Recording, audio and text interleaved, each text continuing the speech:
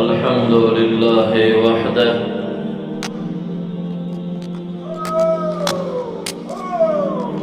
والصلاة والسلام على من لا نبي بعده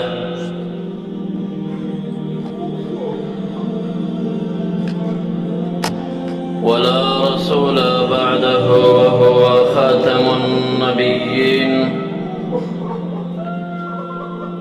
أما بعد فأعوذ بالله من الشيطان الرجيم. بسم الله الرحمن الرحيم.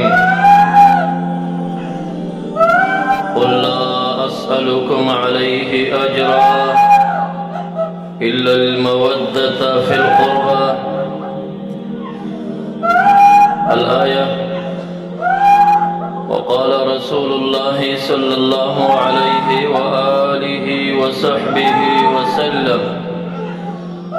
الإيمان بضع وستون شعبة.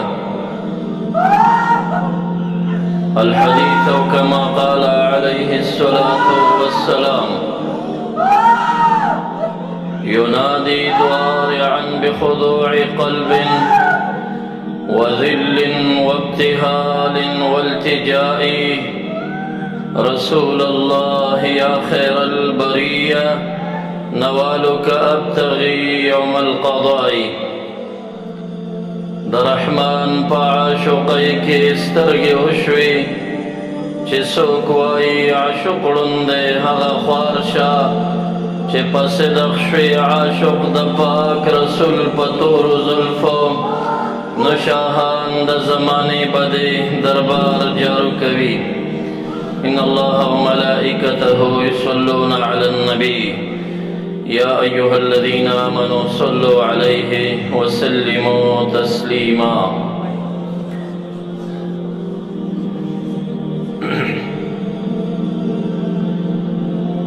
زمادر محترم قابل صد احترام صدر جلسہ جناب پیری طریقت زمانگ استاد سے مہربان او مشفق رہنما و مشر مخدوم زادہ جناب پیر حیدری صاحب مبارک و زمادر محترم قابل صد احترام شیخ القرآن والحدیث حضرت العلامہ مولانا محمد حمید جان صاحب مبارک و دیگر صاحب زادگان مبارکان او خلفاء کرام و بالخصوص زما والدی المکرم و مشفق العظم جناب خواجہ سے مبارک در طولو پا اجازت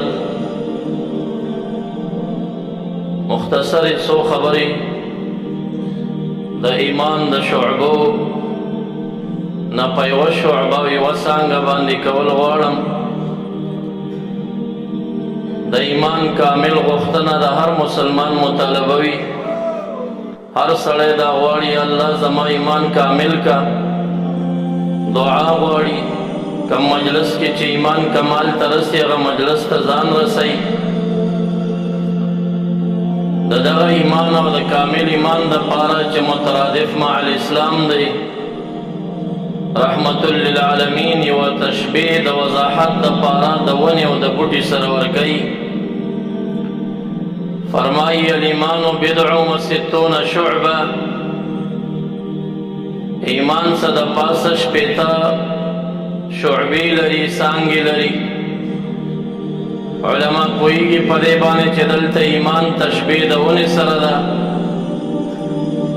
مشبہ مذکور دا مشبہ بھی متروک دا پا استعاری تخیلی باندے او دا ونی دا پارا چی بیا کم شاخون دا لوازماتو نئی آغای ثابت کری دی مشبہ لرا دا مشبہ بھی متروک لوازمات مشبہ تا ثابت اول استعاری ترشیحی دا تخیلی دا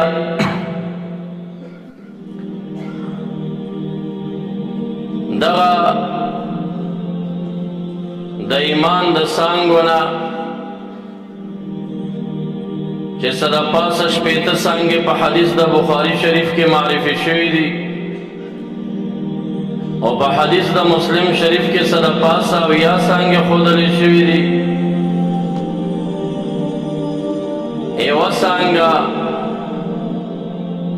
هغه محبت د اهل بیت د محمد مصطفی صلی الله علیه وسلم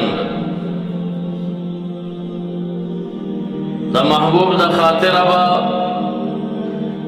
د رحمت للعالمین د اهل بیت او د سادات او قدر او احترام دا د ایمان د شعبونه یو عظیمه څانګه ده او چا کې چې محبت د اهل بیتو نه وي بن اسلامي که پځې راوړي وي ورسره ټولې شعبې د اسلام ورکې وي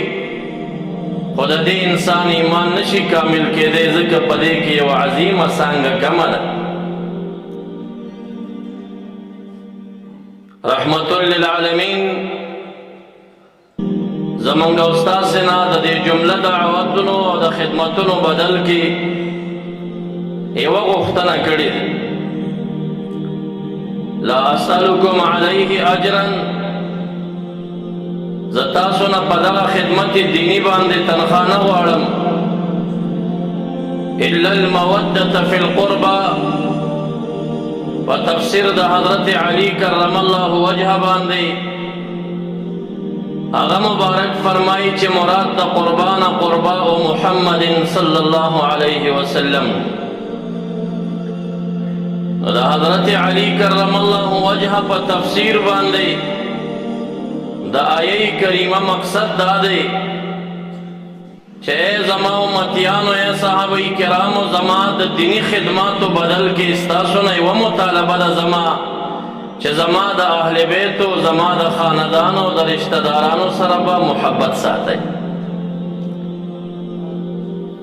د حضرت علی کرم الله وجهه په دغه تفسیر باندې د قرآن کریم په حواله باندې د رحمت للعالمین مطالبه د امتنا د اهل بیتو محبت دی اگر کدی کی تفسیر د عبدالله ابن عباس رضی اللہ عنہما نورم شتدی خو ما هغه تفسیر ذکر که چې کوم د حضرت علی کرم الله وجهه نه مذکور دی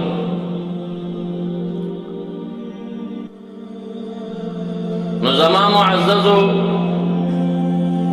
لکه څنګه چې ایمان فرض دی نو د ایمان دا ټولې شعبې په ځان کې راوستل هم لازمي دي تر څو چې ایمان کامل شي او په هغه شعبو څانګو کې یوه عظیمه شعبه د محبت د آل الرسول صلی الله علیه وآله وسلم زما مقصد ستاسو ذهنونه یوې نقطې ته راښکل دي هغه دا چې الحمدلله مونږ او تاسې سنیان یو مونږ خوارج او وهابیان نه یو د خوارجو په زړه کې د اهل بیتو محبت نشته دی او په همدې ګمراهان ګرځېدلي دي د خوارجو ابتدا نه هم د حضرت علی کرم الله وجهه دشمني شوې ده او د حضرت علی کرم الله وجهه شهادت هم د خوارجو نه د یو پلیت انسان د عبدالرحمن ابن ملجم المرادی الخارجي په لاس شوی دی او د هغې نه بعد هم سلسله په سلسله باندې خوارجو د اهل بیتو دشمني ښودلې ده سرکرده د وهابیانو ابن تیمیه الحرانی درې ځایه په فتاوا او په اقتضاء صراط مستقیم کې تاسو د وهابیانو د سرکرده د ابن تیمیه د فتوی او د قول ته ګورئ چې د اهل بیتو متعلق د دې نظر سره ابن تیمیه حرانی نه چا استفتا کړې ده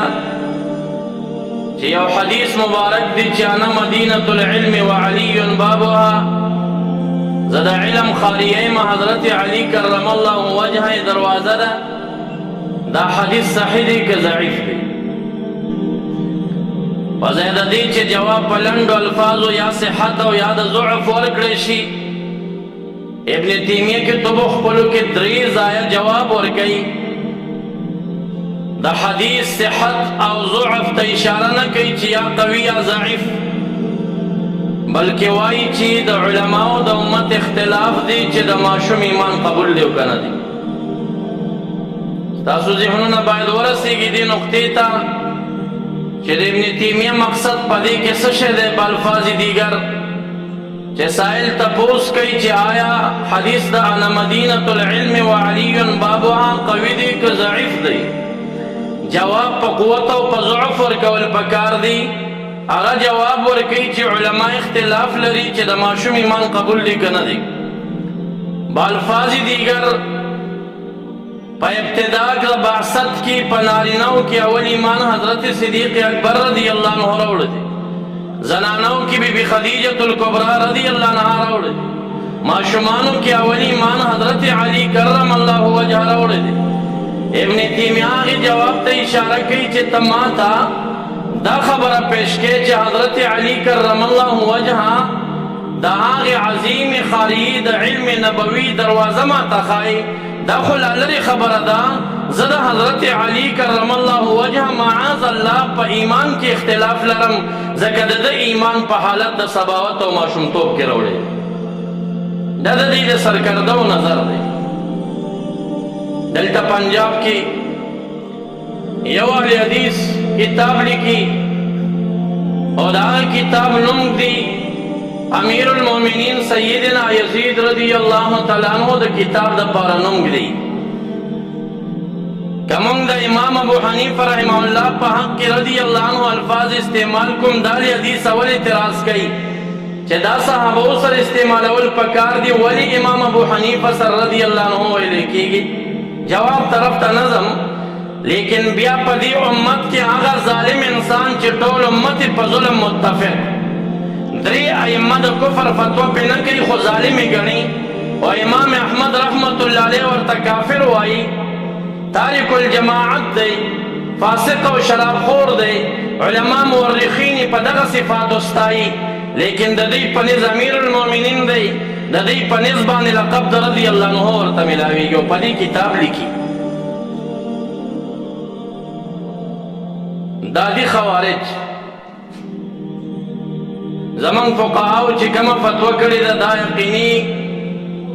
دې کې هیڅ شک نه دی پکار چې وهابیان خوارج دي. د تیران سمرګری راغلل وی آلته چې کوم یو تنظیم د امیر منګل باغ او اف ام لګولې دي، نو په هغې باندې چې درس لاس شي نو بیا یو پکې آواز کوي چې امیر المؤمنین یزید، نو د نور چغې کې چې زنده باد. نو مبارک رحمت الله علیه د فراست او د کرامت او د علم او د شرح صدر نه قربان چې هغه هغه وخت کې اعلان کړی و چې دا خوارج دي، د دې په خلاف ودرېږئ. خلکو به وی خوارج نه دي، اوس یې د خولو نه خپله د خوارجو تایید راوځي. هغه څوک چا چې د اهل بیتو د خاندان نه هغه بهترین شخصیت حضرت حسین رضی الله تعالی عنہ د کربلا میدان کې په کم ظلم په شهادت رسولې په فرموده او قانون د ده باندې نن هغه ته امیر المؤمنین وایي. معززو الحمدلله موږ او تاسې سنیان یو، زموږ په زړه کې د ساداتو قدر دی، لیکن یوه کمزوري کله ناکله زموږ د عوامو سالکینو نه هم کیږي، هغه دا چې یو شخص په سیادت معروف شي، دا باچا صاحب دی، دا سید دی. کله ناکله یو نیم کس وایي دا به سید وي که نه به وي، دې کې شبه کوي. یاره د ده کلي خلکو ما ته وویل چې دا سیدان نه دي. نو زما مقصد دې نقطې ته ستاسو ذهن جوړول دي چې د چا باره کې سیادت مشهور شه او هغه حد د تواتر ته ورسېده، یو دوه نه لس نه سل نه زرګونه خلکو ورته سید او باچا صاحب وویل، بیا یې په سند کې شکونه مه کوئ، بیا د هغې د شجرو مطالبې مه کوئ. په دې باندې د رحمت للعالمین زړګی خفه کېږي او په خپل اولاد خفه کېږي. امام ذهبي رحمه الله په الکبائر کې یو حکایت ذکر کوي وای د بلخ په سرزمین باندې یوه سیده علویه زنانه مسکینه او فقیره شوه، خاوند وفات شو، کونډه پاتې شوه، دوه وړې یتیمې لورګانې پاتې شوې، دومره فقیره شو چې جامو کې پیوندونه ولګېدل. غیرتناکه بیبي بچو ته وایي دې کلي کې نه پاتې کېږو، زمونږ د کلي خلک مونږ پیژني چې مونږ آل الرسول یو، مونږ د محمد مصطفی صلی الله علیه وسلم په اولاد کې یو، سادات یو. هسې نه هغه څوک چې هغه په زړه کې د محبوب محبت نه لري زمونږ په غریبۍ او په پیوندي جامو خوشحال نشي. راځئ چې دا کلی پرېږدو، یو بل کلي ته لاړ شو، هغلته به ځان چاته نه ښایو چې مونږ سادات یو. بیا نو که غریب یو که پیوندي جامه وي خیر دی ویلي. هغه کونډه بیبي سره د یتیمو لورګانو روانېږي، د بلخ نږدې مضافاتو کې بلې ښاریې ته ځي چې دننه کېږي د مازدیګر ټیم سخته یخني ده، باران شروع کېږي او د مازدیګر په ټیم کې دې سره د شپې غم پیدا کېږي، شپه به چېرته کوم. او وړې لورګانې یو پریوتي مسجد ته بوځي چې نیم پریوتی نیم پاتې دی او هغلته یې کښېنئ او دی ګرځېږي تالاش کوي چې د یو شپې ځای پیدا کړي. چا نه تپوس کوي دلته څوک شته چې مېلمه ته ځای ورکوي؟ چا ورته دوه کسانو ښودل، یو ورته عالم دین او مدرسه ښایي چې دا مېلمانه ساتي، دربار لري، لنګر لري. یو ورته یو مجوسي ملک ښایي چې دا ملک مېلمانه ساتي. غیرتناکه سیده علویه بیبي هغه دې مجوسي ته نه ځي، هغه دې عالم ته ځي چې دا زما د نکاح د محمد مصطفی صلی الله علیه وسلم د دین خادم دی، عالم دی. زه به ورشم او د رسول الله مبارک خاطر به ورته پیش کما چې ما ته یوه شپه راکړي. بیبي کونډه راځي او عالم ته ودرېږي، ته زما د نکاح د رحمت للعالمین په دین کې عالم او ملای خادم دین یې. زه د هغه شخصیت نسیمه علویه سیده یما، زما یوه مطالبه ده د رسول الله مبارک خاطر وکړه، ما ته یو شپه راکړه، باران دی، زما لورګانې باران ته ناستې دي، ما ته یوه شپه راکړه. عالم دین عقیده خرابه نه وه، خو انسان خطا شي، خطایي ترې وشوه. هغه ورته وایي ته سیده یې؟ وی یاو. وی ما ته د سیادت شجره وښایه، تا سره کومه شجره ده چې سیده یې؟ په دې خبره د دې کونډې بیبي زړه ته درد رسېږي او وایي چې ما خو تا نه دایمي بنګله نه غوښته، نه مې جایداد درنه طلب کړی و، یوه شپه مې درنه غوښته، باران ورېده، په حیثیت د آل الرسول بیا مې د مبارک جاه درته پیش کړه چې د هغه خاطر وکړه. زه سیده یما، ما لورګانې باران ته ناستې دي، یوه شپه راته راکړه او بیا ته ما نه شجرې غواړې. د رسول الله مبارک خاطر تا ته دومره ګران نه و چې یوه شپه ما ته راکړې؟ زړګی خفه شه. د دې کور نه بیبي مروره لاړه، د مجوسي په کور ورله، ورته وایي ستا خپل دین دی، زما خپل دین دی، خو زه په خپل دین کې د یو عظیم شخصیت نسیمه، زه د محمد مصطفی په اولاد کې یم صلی الله علیه وسلم. زما مطالبه ده د یو شپه راکړه، باران دی. مجوسي ورته وایي زه ستاسو په دین نه یم، خو تا چې د چا نوم ماته واخیسته دا ډېر بهترین شخصیت تېر شوی دی. خادمانو ته وایي جلد لاړ شئ او دا بیبي سره د لورګانو راولئ او زما په کور کې کمره ورته جوړه کړئ، خدمت یې وکئ. دا څه عامه بیبي نه ده، د یو عظیم شخصیت په اولاد کې ده. نو شپه ورته ورکئ، دغه شپه ده. هغه عالم دین خوب ګوري، ورځ د قیامت ده. امام ذهبي رحمه الله دغه په الکبائر کې قصه ذکر کوي. ورځ د قیامت ده، ازدحام دی. عالم وایي تږی شومه، د تندې نه مې ژبه بهر ته راووته،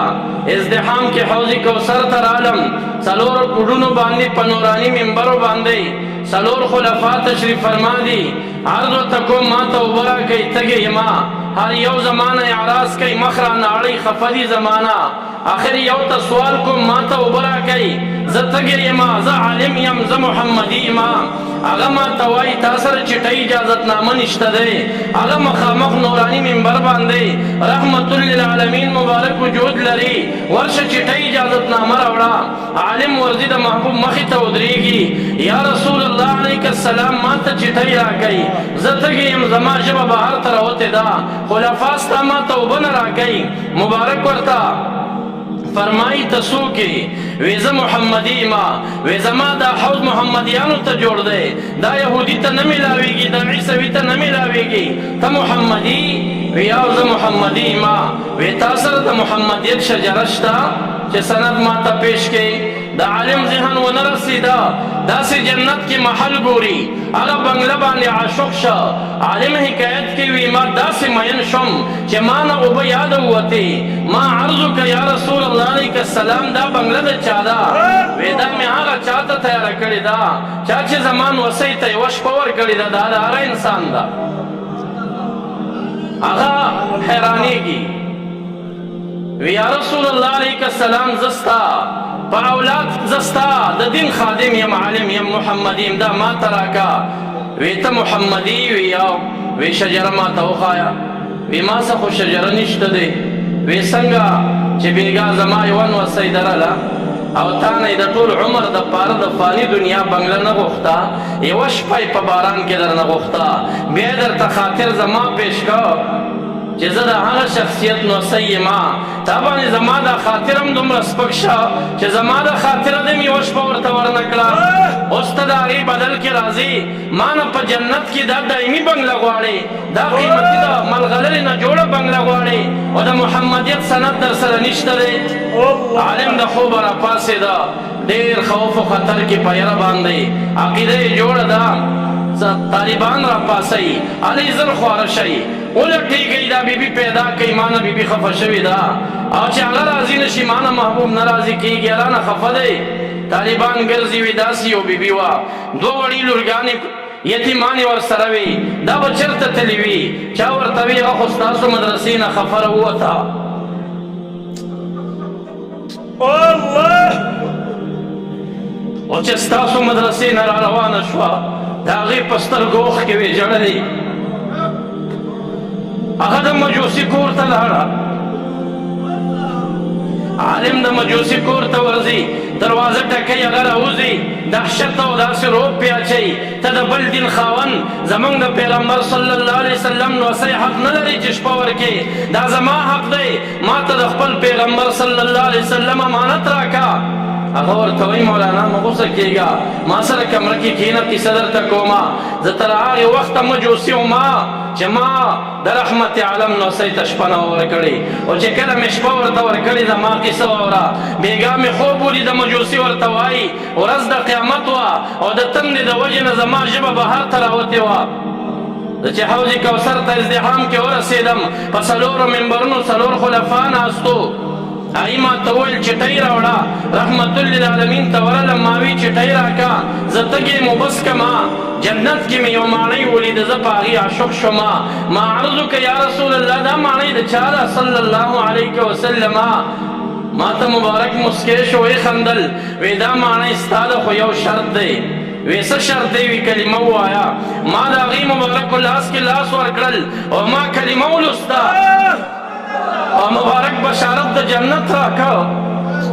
رسول اللہ مبارک دا دیون وسی دا خاطرہ اللہ تعالیٰ ما تا ایمان نصیب کردے دا مبارک دن وسی دا خاطرہ اللہ تعالیٰ ما تا دا رحمت عالم پر زبان دا جنت زیر را کردے دا بطول عمر نور ما سر پاتی کی گی ایک عید میں دی مقصد دا پارا بیان کا معزز دا دا عبرت دا پاروی چہ دا سادات و شجروں کی شکونہ مکاوئی دا موای چې دا بشجره لري کنه لري واضح دلیل دغه دی چې دا ټول دنیا وې دا سید دی دا پاچا صاحب دی او دا سادات دی او دا آل الرسول دی د دین لوی دلیل بل نشتا تواتر نه د پاسه بل دلیل لا کم دی پیدا کیږي شجره څه ته وایي شجره خو خبري واحد دی هغه افاده د ځون لري او دا تواتر درجه د قطعیت لري دسه خو به بیا رشي کې تشکونه کې مکہ معظمہ چی پکم زبان خانہ کعبی دا کوٹا جوڑا دا اوس که ته شک وکړې چې نه دا په هغه ځای چې غلطه جوړه کړې دا بل ځای کې ده دلته نه ده سند یې پیدا کولی شي اوس خو تواتر دی که نه عرب او عجم پې قایل دي چې هره کعبه چې قرآن کې قبله ګرځېدلې ده قرآن کریم کې دغه ځای دی چې دا کوم ځای باندې نن ولاړه شرح العقاید کې په دې باندې مستقل بحث شوی دی چې تواتر قطعیت پیدا کوي او دغه تواتر د په شان ته دا خبرې واحد هغې ته نشي رسېدی چې ته د دې لپاره د شجرې مطالبه کوې او یو حکایت آخر کې عرض کومه علما